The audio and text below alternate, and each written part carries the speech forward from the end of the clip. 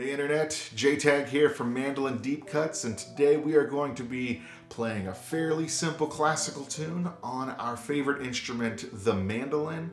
It is a Gavotte from the early 1700s by Frederick Handel. I got dots for you, I got tabs for you, and if you're interested in a backing track, I got that too. So please stick around and have a good time, play some classical music. Let's hear what this tune sounds like.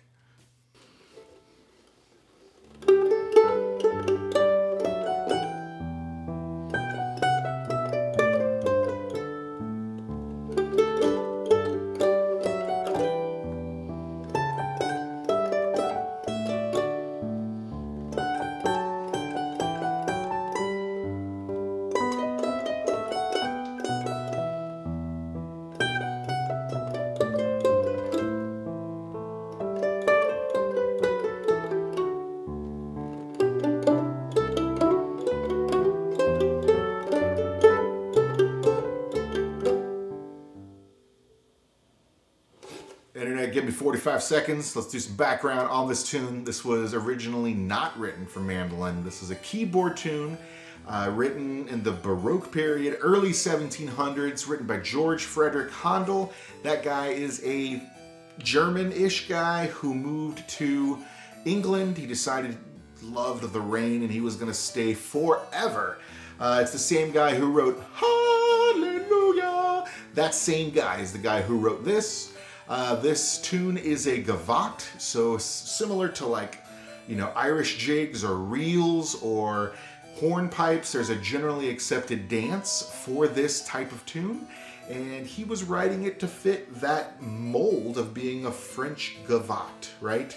I'll say the gavottes, they sound, to me at least, they have some lift, but you're not at a playground, so don't swing it, right? But they do kind of move very stately. I do enjoy playing them, but I do sometimes get the feeling that there's a 1700s era man in a powdered wig somewhere watching me while I am playing this. It's written in the key of G. Its time signature is 4/4, so common time, no surprises there. Yeah, AABB form. So once you get to the end of the big phrase, you just jump back to the beginning. So if you play any folk music, you will be familiar with that. With all that said, let's learn how to play this tune. Okay, folks, we are going to learn to play this tune in sort of a simple manner, and along the way, we are going to provide some additional ornamentations. Let's get started. Let's get up to this B and then work our way up to that G for our first phrase, right?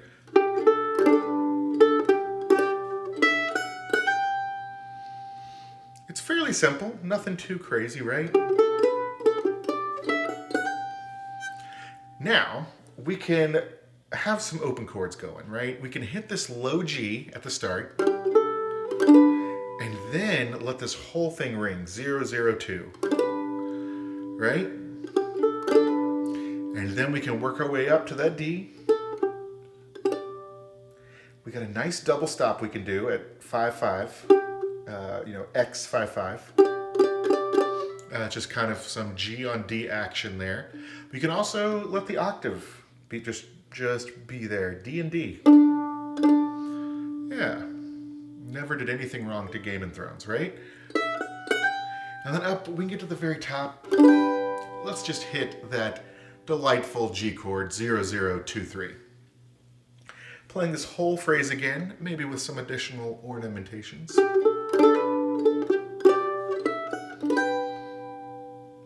Sounds nice. Let's move to the next phrase.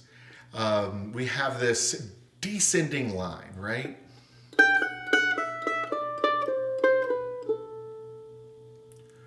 Well, that sounds nice. I dig it. We have some F sharps in there and some C naturals for friends who like other keys. There's really nothing too much here, you know? If we wanted to, we can add this nice F sharp under that A at the end. That's just going to be 4 on the D string. And if you really want to get into it, you can do a 2, 4, 0. Right?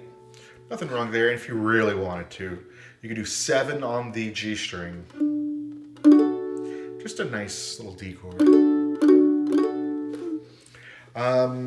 And then we have this repeated phrase. We've already done this part, right? So for that second part, we can do some more fun stuff. If we wanted to, we could do 0053. We can also be a little fun and mysterious maybe and do an E minor chord. You know, it's the relative minor. No one's gonna say anything, and because you're often playing this solo or only with like a backing track or something, you can probably sneak it through there, right?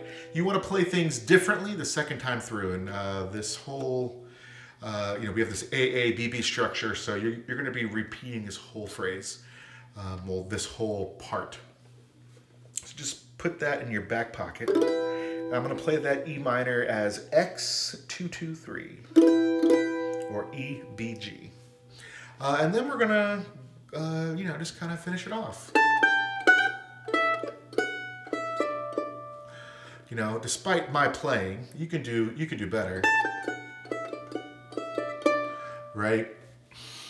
There's not too much to do there. I do like to do a kind of a pull off and a hammer on, a little bit of a grace note there. And then so like a little E here, hammer on to get to that F sharp. And then if you really want to, right, there's some good old, just hit that A chord. Just kind of 2, 4, 5 with an A, F sharp, D there, right? You could do this D here with 7, 4, 5. You got some options. Use them, folks. Use them. Putting it all together here.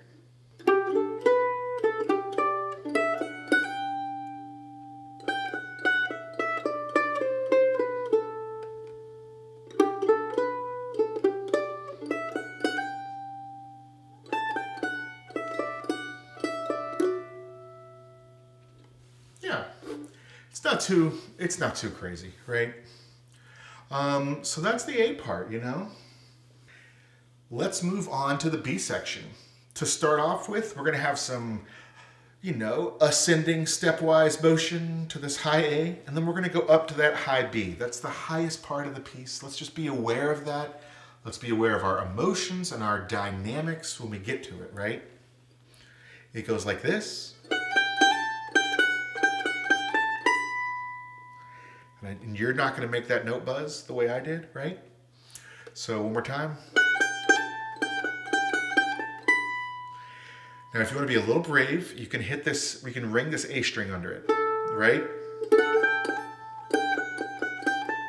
And you can hit a nice chord here. Might be a little conflicting with the backing track, but you're mostly going to be playing this solo for you. If there's chords that work well, use them, right?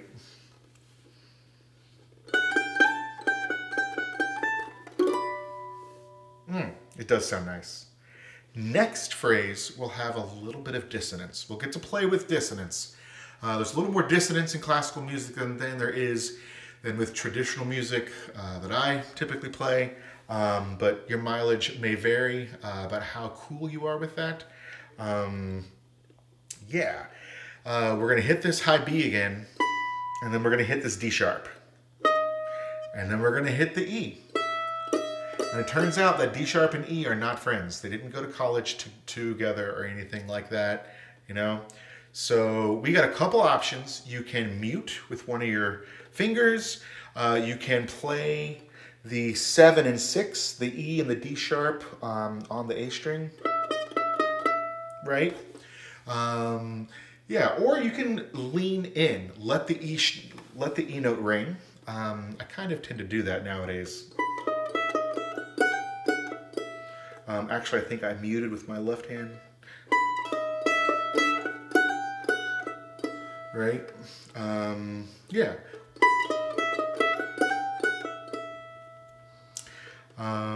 For that, you could do this.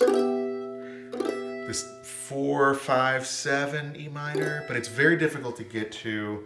I don't know. I chill on it.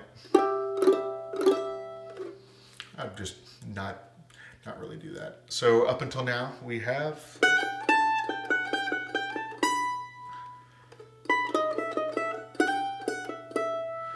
Yeah, I find that I am muting with either my finger or right here, the E string, to stop it ringing. Next phrase. I love that. Now, if you don't do a double stop there, the mandolin gods will spurn you. So make sure you're doing that. If you really want to, you can bring this low C in for a triple stop, essentially a C chord, right? That's going to be 5, 2, 3, C, E, C. You can do that too for a nice A minor vibe. That's on you, you know? It's not technically recommended by the Josh Foundation. Next, we're going to keep that whole descending thing going. And when we do that, please hit that low A. It's 2 and 4. I'll just 2 and 4 there. I just love that part.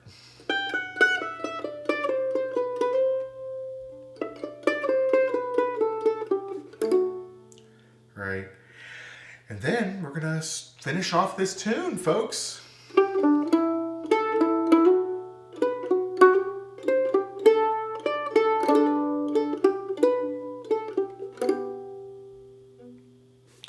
I can admit this is probably one of the more harder portions of this tune.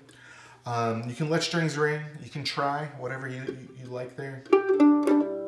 I'd probably let that G string ring at first. Yeah, I'd do a 2 and 3 there. And then here's this nice C. Again with the 0, 0, 2 chord. And then here I do 0, 5, 2. All together.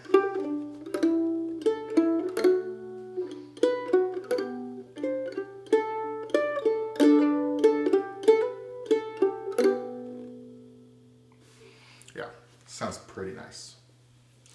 Let's put it all together, folks.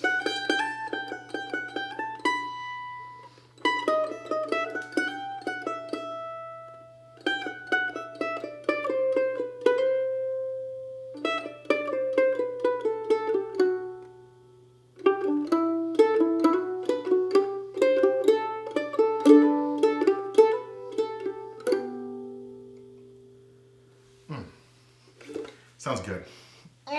It really does. Anyway, I hope this was helpful. Thanks for stopping by. Like many Baroque listeners out there, I find that a lot of Baroque tunes just sound wonderful on the mandolin.